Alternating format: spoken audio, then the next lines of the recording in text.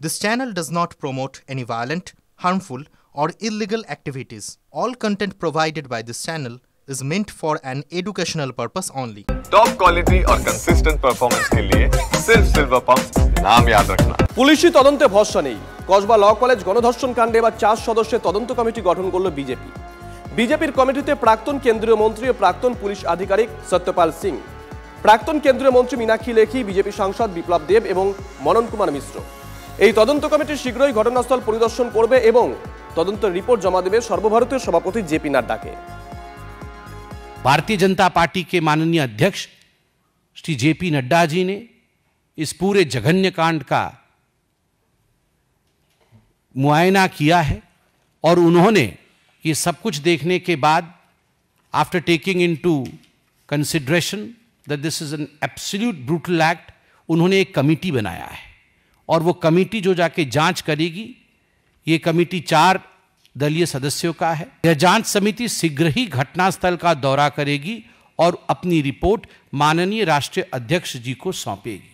রাজনৈতিক পর্যটক বেড়াতে আসছেন, আসলে খবর পেয়েছেন দীঘায় একটা ভালো মন্দির হয়েছে। ওনারা এখানে কালো কাঁচওয়ালা গাড়িতে মন্দিরে জয় জগন্নাথটি করতে যাবেন। যে ফ্যাক্ট ফাইন্ডিং এর নাম করে আসছেন, ছুতো করে আসছেন, তো মেয়েটির অভিযোগের ভিত্তিতে তো দোষীরা গ্রেফতার হয়ে গিয়েছে। আর যদি ওনাদের কারুর সঙ্গে কথা বলার ইচ্ছা থাকে, তাহলে কার্তিক মহারাজের বিরুদ্ধে যে মহিলা অভিযোগ করেছেন, ফ্যাক্ট ফাইন্ডিং কমিটির উচিত অবিলম্বে সেই মহিলার সঙ্গে কথা বলা, তার ফ্যাক্ট কি কি ঘটেছিল, প্লেস অফ অকারেন্স কোন আশ্রমের কোন ঘর ছিল, এগুলো দয়া করে সেই মহিলার কাছ থেকে জেনে নেয়। আরজিকর কাণ্ডে সিবিআই সফল নয়। কসবা কাণ্ডে সিবিআই চাইছেন না বিজেপি নেত্রী অগ্নিমিত্রা পাল। পুলিশকে সুবিচার পাইয়ে দিতে হবে, নয়তো পুলিশ মন্ত্রীকে পদত্যাগ করতে হবে, দাবি করেছেন অগ্নিমিত্রা। আরজিকর কেসে সিবিআই সফল নয়, এটা আমি আপনার সাথে সহমত। কিন্তু আমি সিবিআই আমার দিক থেকে, আমি ব্যক্তি অগ্নিমিত্রা বলছি, আমি সিবিআই চাইছি না। কারণ আমি কেন সবসময় সিবিআই চাইবো, যেখানে আমার মাইনের টাকাতে পুলিশ রয়েছে? তারা কি শুধু তোলাবাজি করবে আর তৃণমূলের সিন্ডিকেট চালাবে আর কাটমানিগুলোকে কালীঘাটে আর শান্তিনিকেতনে পাঠাবে? সেটাই তাদের কাজ। সুতরাং যার যেটা কাজ সে সেই কাজটাই করবে। কোনো সিবিআই আমরা চাই না। পুলিশ, মমতা ব্যানার্জির পুলিশ এত বড় বড় কথা বলেন মহিলাদের সুরক্ষা নিয়ে, তিনি বিচার দেবেন, তাকেই ইনভেস্টিগেশন করতে হবে। আর নয়তো তাকে রেজিগনেশন দিক, তিনি রেজিগনেশন দিন, আমরা চাই তিনি রেজিগনেশন দিক। মেনে নিলেন আরজিকরের যে ইনসিডেন্ট, কারণ সিবিআই পুলিশের থেকে বেশি কিছু অন্য কিছু পায়নি। অর্থাৎ কলকাতা পুলিশ সঠিকভাবে সঠিক পথে চলেছিল, সেই পুলিশই আবার ধরেছে 12 ঘন্টা, কমপ্লেন্টের 12 ঘন্টার মধ্যে কিন্তু ধরেছে 3 জনকে আর 1 জনকে পরে ধরেছে, 4 জন অ্যারেস্টেড। সুতরাং সেই পুলিশ যে যথাযথ ব্যবস্থা নেবে সে বিষয়ে কোনো সন্দেহ নেই, কারণ পুলিশ মন্ত্রীর নাম মমতা বন্দ্যোপাধ্যায়। অগ্নিমিত্রা পাল কি বললেন তাই দিয়ে তো রাজ্য চলে না। ছাত্র নেতা শব্দটার অর্থ মর্যাদা ইদানিং খুব গুলিয়ে যাচ্ছে। ইতিহাসে কি ছিল আর বর্তমানে কি দাঁড়িয়েছে? রাজনৈতিক মতাদর্শ ও ছাত্র আন্দোলনের সঠিক গাইডেন্স কি এখন তাহলে কোথাও গিয়ে আকাশ কুসুম স্বপ্ন হয়ে দাঁড়িয়েছে?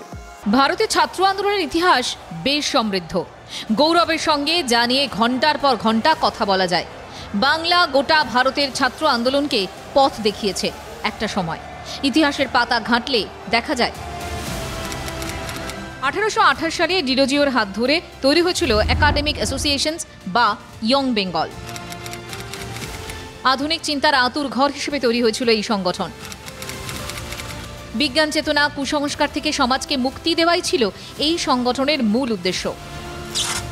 ডিরোজিওর মৃত্যুর পর ইয়ং বেঙ্গল হতদম হয়ে পড়লেও নতুন সমাজ গড়তে ছাত্রদের এগিয়ে আসা থেমে থাকেনি। সতীদাহ প্রথা, বিধবা বিবাহের মতো বিষয়গুলো থেকে সমাজকে মুক্তি দিতে ছাত্র সমাজের ভূমিকাও ছিল অনেক। এদেশের স্বাধীনতা সংগ্রামের ইতিহাসে ছাত্রদের এগিয়ে আসা, নিজের জীবন দেশের জন্য উৎসর্গ করে দেওয়া সেই সময় যেন ছিল আম বিষয়। স্বাধীনতার পরও দেশকে এগিয়ে নিয়ে যেতে, সমাজকে এগিয়ে নিয়ে যেতে, শিক্ষাকে এগিয়ে নিয়ে যেতে ছাত্র সংগঠন বা ছাত্র নেতারা বড় ভূমিকা পালন করেছেন। কিন্তু দিন যত এগিয়েছে সমাজ যত এগিয়েছে, দেশে ও বঙ্গে ছাত্র আন্দোলন, ছাত্র রাজনীতি, ছাত্র নেতার মতো শব্দগুলো যে ক্রমশ পিছিয়ে গেছে। কিন্তু কেন?